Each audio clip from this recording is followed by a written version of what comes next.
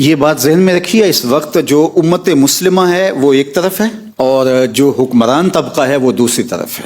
حکمران طبقے نے غلامی قبول کر لی ہوئی ہے اور جو عوام ہے امت مسلمہ کی، اس میں دو قسم کے لوگ ہیں۔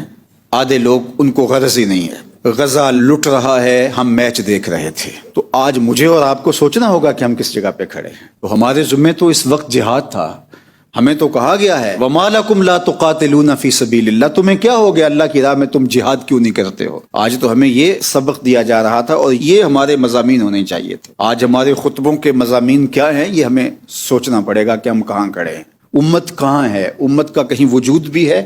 آج غزہ کے بچے ایڑیاں اٹھا اٹھا کے ہمیں دیکھ رہے ہیں اور ان کی مدد کے لیے کوئی نہیں پہنچا۔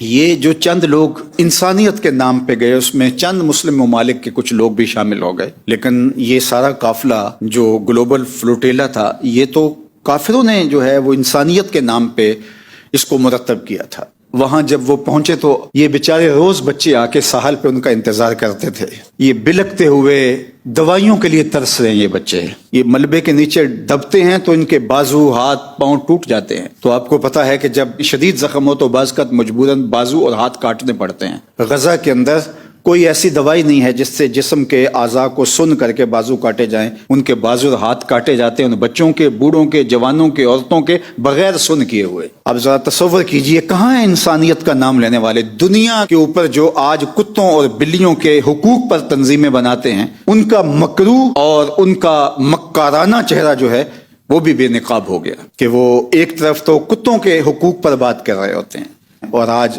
ان کے سامنے بچوں کے، بوڑھوں کے ہاتھ اور پاؤں کاٹے جا رہے ہیں اور بغیر سن کرنے والی دوائیوں کے کاٹے جا رہے ہیں اور کوئی ان کا پرسان حال نہیں۔ اور وہ یہاں فلوٹیلا کے راہیں روز تک کے واپس مایوس چلے گئے۔ لیکن میں کہتا ہوں کہ یہ جو گریٹا نامی خاتون ہے، اس نے جب تیونس کے بندرگاہ کے اوپر رخصت ہوتے ہوئے جتنے بھی شامل تھے، اور بہت سارے لوگ رخصت کرنے کے لیے ان کو آئے تھے، اور انہوں نے جس طرح وہ رخصت کیا وہ بھی مناظر آپ نے دیکھے ہوں گے، کتنے ان کے جذبات تھے۔ تو اس نے وہاں مختصر سا خطاب کیا تھا، تو اس کتاب کا ایک جملہ یہ تھا کہ اگر میں 100 کلو آٹا بھی غزہ کے بچوں تک پہنچا سکوں اور اس لیے مجھے جان سے مار دیا جائے تو مجھے یہ بھی قبول ہے، چونکہ وہ بلک رہے ہیں۔ اور جب یہ ان کے جہاز پکڑے گئے اور اسرائیلی بحریہ نے آ کے ان کو گرفتار کر لیا، تو انہوں نے وہ دودھ کے ڈبے اور وہ غذا کے ڈبے جو تھے وہ سمندر میں پھینک دیے کہ سمندر کی لہریں شاید ان تک پہنچا دیں۔